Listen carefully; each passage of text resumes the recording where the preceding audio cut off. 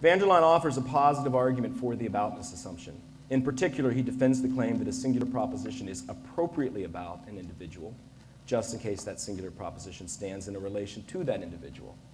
Here's Van der Laan's defense of that claim. Quote, "It is not even grammatical to say that a proposition is about full stop. It needs to be about something. Aboutness cries out for a second relatum." Van der Laan is right that it's not enough to say that a proposition is about full stop. And I agree that a proposition, at least typically, is about something, but I deny this implies a second relatum.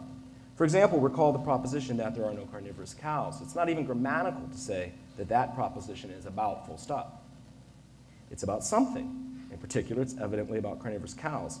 But this does not imply that there are any carnivorous cows to which it stands in a relation. Thus, I deny there is a second relatum here. And I would say the same thing mutatis mutandis when it comes to true negative existential singular propositions.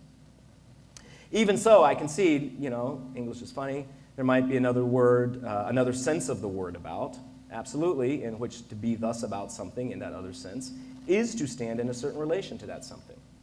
And in that sense of the word about, the proposition that there aren't carnivorous cows is, of course, not about carnivorous cows.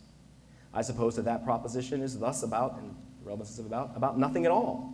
Others might suppose it's thus about the properties carnivoricity and bovinicity. Still others might suppose, as Van der Laan himself suggests, that it's thus about the universe. Likewise, I deny that in worlds in which Plantinga does not exist, the proposition that Plantinga does not exist is about Plantinga in this alleged relation-involving sense of the word about. Of course it's not. I suppose that in those worlds, that proposition is thus about nothing at all. That's my view. Others might suppose that that proposition in those worlds is thus about Plantinga's essence. Still others might suppose that in worlds in which Plantinga does not exist, that that proposition is thus about the universe. Again, in worlds in which Plantinga does not exist, the proposition that Plantinga does not exist is not about, in the relation-involving sense of the word about, Plantinga. Nevertheless, in those worlds, I think that proposition is directly about Plantinga, in the sense of directly about relevant to defining singular propositions. After all, the proposition that Plantinga does not exist being directly about Plantinga, that is, it's being a singular proposition, explains, for example, why that proposition is false as a result of Al's existence, and why it would be true if he didn't exist. Okay, that's all.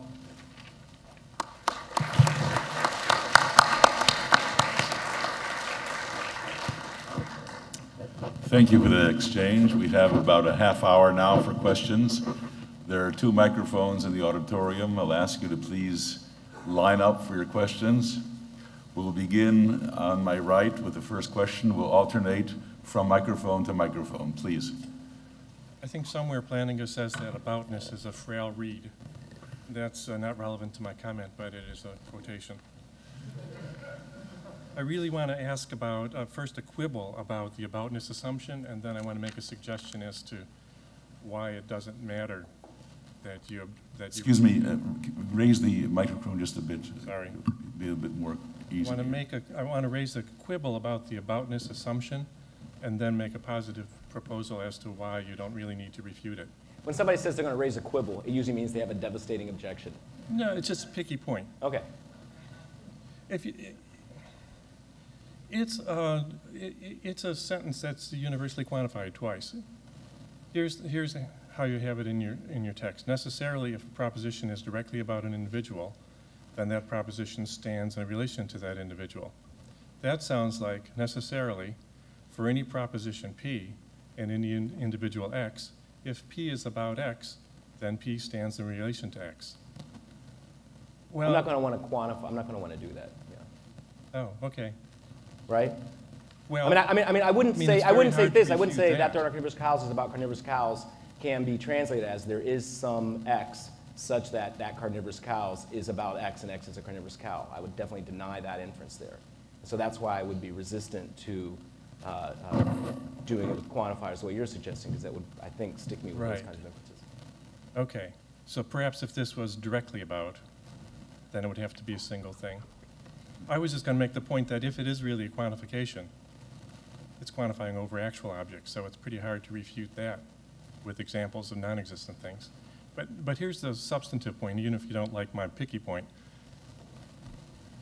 It seems to me the whole reason you're introducing this discussion of serious actualism is because you're afraid serious actualism precludes the existence of these singular propositions.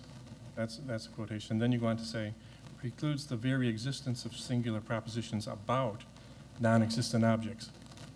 Well, it doesn't really matter whether they're about them or not. What matters is whether they're singular propositions.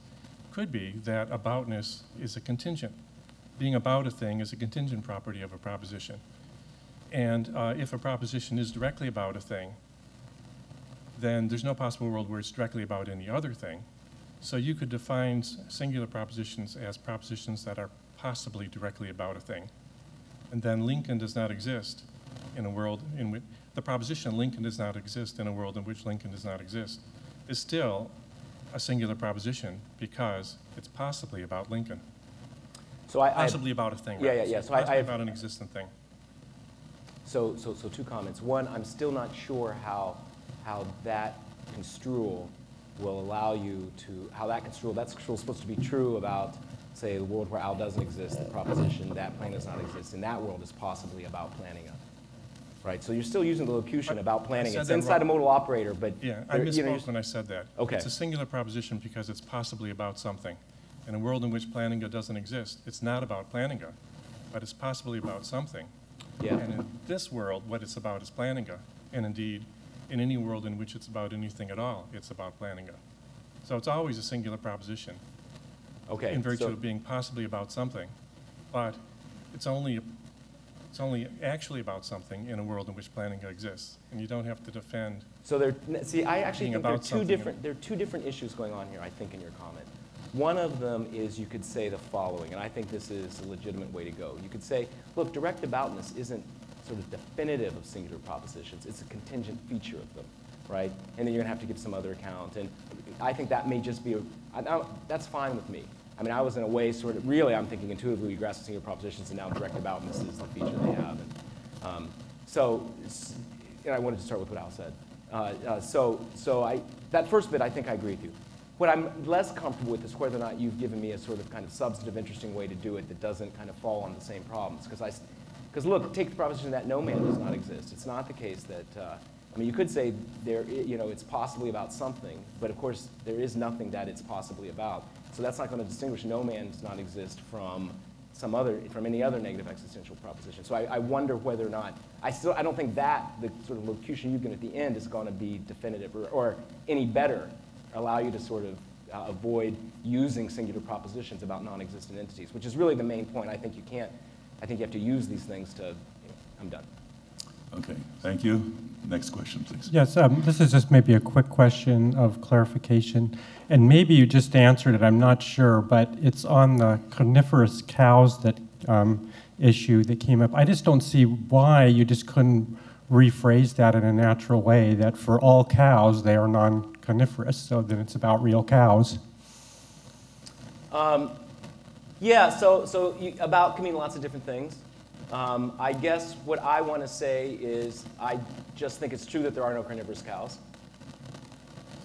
Is that okay? Why isn't that just true that all the cows that exist are non-carnivorous? Why couldn't one just simply say that's the truth you're expressing?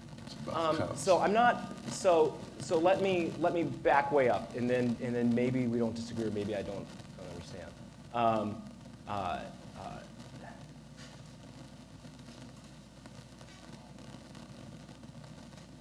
I'm not claiming that the sort of deep logical structure of the proposition that there are no carnivorous cows, which in fact is necessarily is true if there are no carnivorous cows, and it's false if there are. I'm not saying that its deep logical structure somehow has parts that involve carnivorous cows. That would be terrible. It could be that its sort of deep logical structure, the analysis of the proposition, if you think it has one, is something like what a universal quantifier and bovinicity and carnivoricity, just like it could be that the deep logical structure of that Lincoln does not exist involves its essence. I mean, that's a kind of different question that I'm not really talking about. What I'm more interested in is, are there these propositions, let's point at them, that are what? Directly about the relevant individual. That is, what? Are such that if that individual existed, they would be true. If it didn't, it wouldn't, and not in virtue of any qualities or features it has. I'm not making a claim about the sort of, kind of true, deep logical form of these various propositions. Yeah, I guess I don't quite follow why the non-carnivorous cow, why would I even have to be committed to there was any such thing you're referring to? I guess that's what it comes down to in agreeing with that sentence. So what I was thinking was, I mean, I'm going to say some things. We agree that there aren't any carnivorous cows. Yeah, and I just